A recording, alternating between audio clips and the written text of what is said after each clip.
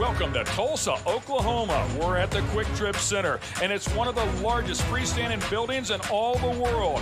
Why do we need a building so large? Well, it is time for the Lucas Oil Chili Bowl Nationals presented by General Tire. When we talk about the biggest names in the business, well, they are all here. But there's one family name that stands above the rest. Out front, Kevin Swindell looking to make history as he could be the first driver to ever go back-to-back here in the 25-year history of the Chili Bowl. Side by side, father and son going for it. 5 laps to go in the 2011 Lucas Oil Chili Bowl. The Bulldog out in front. Sammy off the bottom, slides it right up into the side of Beason. Sammy looking for grip anywhere he can possibly find it. Just cannot get any.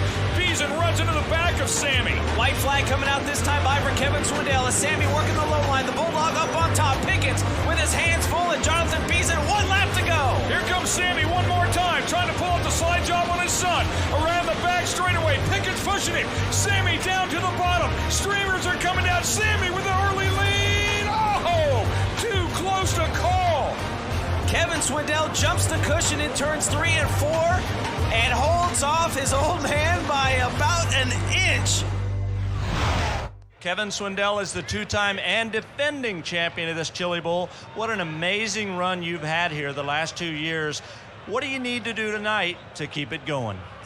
I just got to, be patient, let this track come to you, and, just make sure you're there at the end. I haven't led this race the last 2 years until, close to halfway, so it's just a matter of getting your stuff right and kind of surviving the beginning, and that's the closest I've started to the front yet, so hopefully we can just kind of take off and log some laps here and then just, make sure it's good at the end. He'll be the pace setter up front when we start this race. We will race on. That's what he would want us to do. They're about to throw the green flag. I promise you, Donnie Ray Crawford is watching from above to find out who the winner's going to be. And right off the bat, the Bulldog and defending 2-time champion, Kevin Swindell, is out front. And here comes Sammy, chasing his son down. Sammy, the number 1 car. Kevin, his son, and the 39 car just ahead of him. And, of course, these 2 drivers have dominated this event for the last 3 years. Kevin in 06 at 17 years old became the youngest winner in World of Outlaws main event. The 14 goes by. Tracy Hines trying to go by. And if you get a chance to pass a car, you better take it here at the Chili Bowl. And that's exactly why Tony Stewart comes back here to race whenever he can, because it's that type of intensity and action that these guys live for.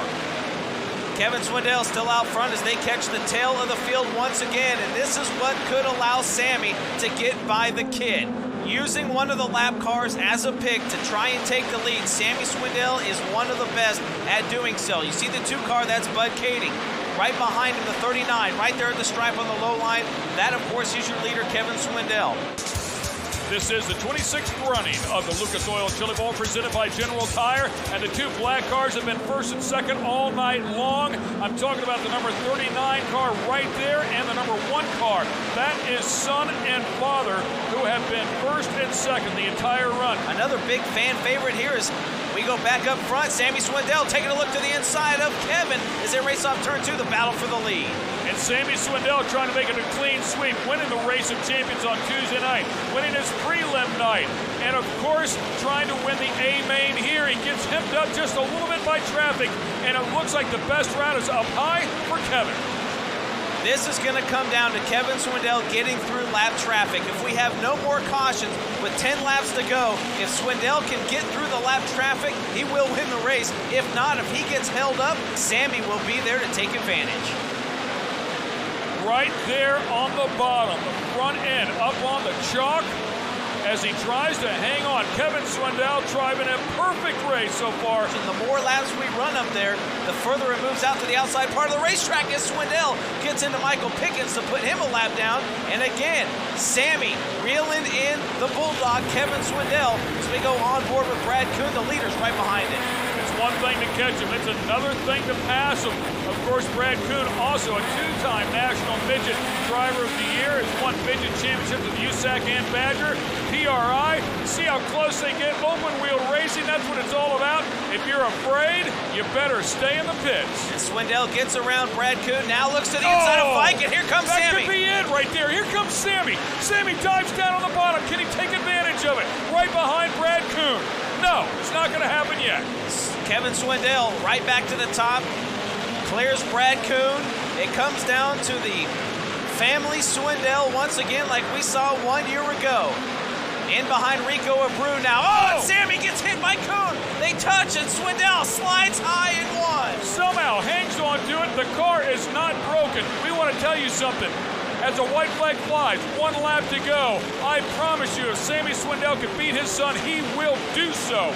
That's just the way it is in that family. So Kevin Swindell through turns 3 and 4 for the final time, all alone, takes the checkered flag and is the first 3-time winner of the Lucas Oil Chili Bowl in consecutive years. Wow. Sammy Swindell had a chance, got into Kuhn, that ended it, and it is a three-peat, the hat trick, you called it, for the Bulldog, Kevin Swindell. I'm surprised he didn't have any more damage on that number 1 car, but there's the man, three-peat, Kevin Swindell. Absolutely. His father, who's been racing for 40 years, has to be very proud of his young son, who is no doubt a chip off the block. That kid can drive a race car. When we come back, we'll talk to our champ. We'll get right up here with you, man. You know, the mark of a professional is making a difficult thing look easy. It didn't look like you got into trouble one time in that 55 laps.